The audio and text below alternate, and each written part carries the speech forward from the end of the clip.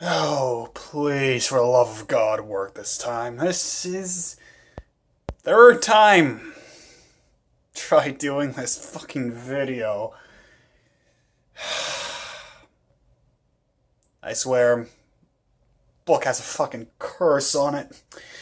So, yes, talking about Lost Stars. I haven't talked about I haven't touched upon new canon content in a while now, and I still have unread new canon books and comics to get through, so figured why not start with a book that Donnie has a complete hard on for? Lost Stars, part of the Journey to TFA line, and released back when I thought the new canon was going to be good. Oh, what a different time that was. So, for those who don't know, book is a love story. Two people who join the Empire and then soon after the soon after the destruction of Alderaan, split. One of them, Sienna, stays with the Empire, while the other, Thane, joins the rebellion. First up, I would like to. Yeah. One thing this book, in my opinion, does really well is showing the mindset of various Imperials, especially during the time of or around the OT. One of the characters, Nash, is from Alderaan, so we see him deal with his planet's destruction, and then soon afterwards justify Alderaan's destruction. I mean, of course, given that it is the Empire, they're still the bad guys at the end of the day. And the Rebellion are still the good guys. See, this is something that Rogue One also tried to do, was show the gray in the war, but given that the Empire were designed to be straight up villains, in my opinion, can have various degrees of success whether or not there really is gray in the OT. I mean, shades, sure, but it's still very black and white. The Empire is still a horrible entity that should be taken out. But that's back to the story at hand.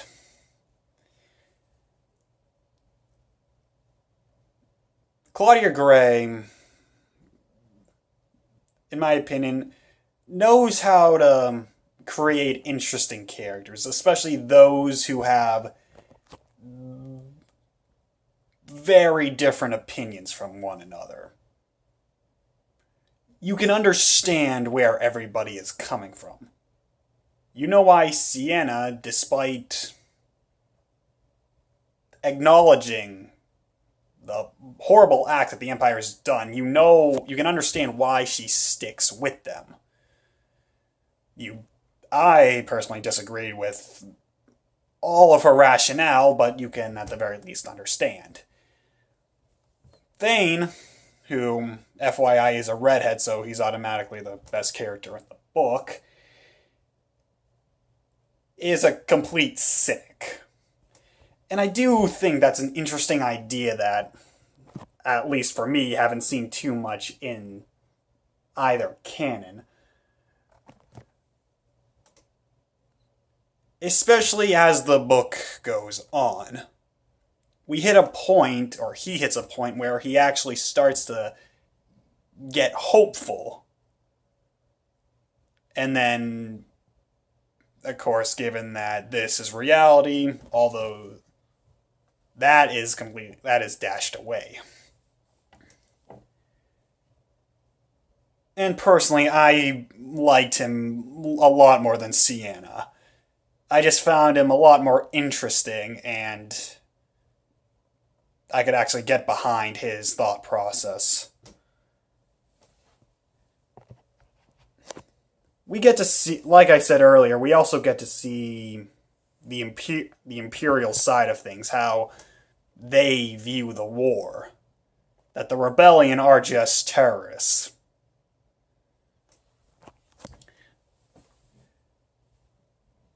Overall, I do think Lost Stars is a really good book and has a really good story. I wish we got to see Thane and Sienna more, but I have no idea if they have any other appearances outside of this book. And after reading this, I am interested in picking up Leia, Princess of Alderaan. Bloodline can go fuck itself, cause fuck anything that comes from the sequel era. Now, in regards to how this connects to TFA, the last third of the book just shows us the aftermath of the Battle of Endor. We get to see the last year of the war up until the Battle of Jakku. And sometime afterwards. The Star Destroyer that you see crashing is the same Star Destroyer we see in TFA, and that, of course, that planet is Jakku. And at the very end, a remnant of the Empire is seen somewhere in the outer or unknown regions, but whether or not they specifically become the First Order, or whether or not they team up with other Imperial remnants, is left unclear, and I am certain that nobody knew the answer to that question. I guess that's another thing to point out, because this book is essentially a one-off. It's actually, or had the chance to be better. And I'd also like to add that with very notable exceptions, the new canon has done, in my opinion, a good job at their original characters. Something that I think Twilight Company, the characters of Inferno Squad, Aphra, I think it's because the writers are allowed to do shit with them. While with the OT, they don't do much. Those characters just meander about, not doing anything of value, with stories that you might as well skip because they add nothing.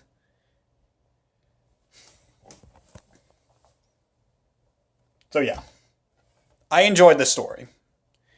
One of the handful of new canon stuff I can say I genuinely like. I don't know what the next new canon book will be. I might reread Twilight Company, because that is my all-time favorite new canon story. But we'll see.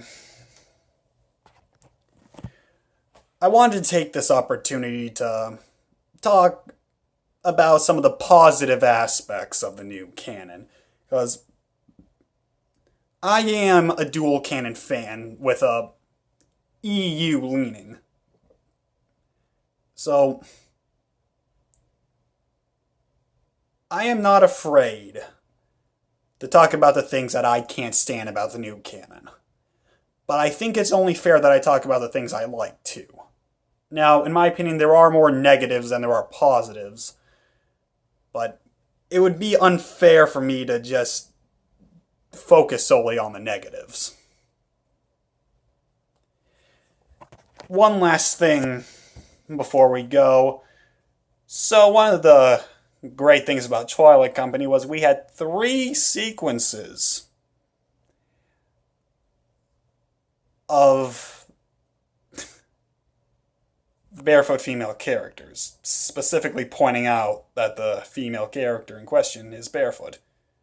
Two of those scenes involved Roach, who was a redhead. So with this book, we got one scene, my interest was piqued. In total, we had two sequence scenes of specifically saying they're barefoot, and one of them was Sienna. So, hey, just another reason to say this book is fantastic. In all seriousness, this is a good book. If you like exploring characters who are on opposing sides of a war, get a read. There's a chance you may not find the romance between Thane and Sienna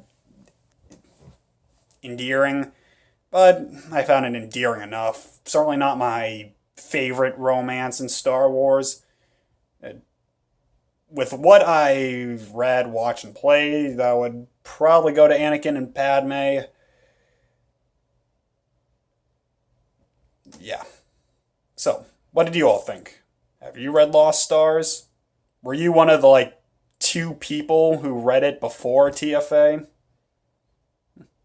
Let me know in the comment section below. Until next time, this is Captain Henson, signing off.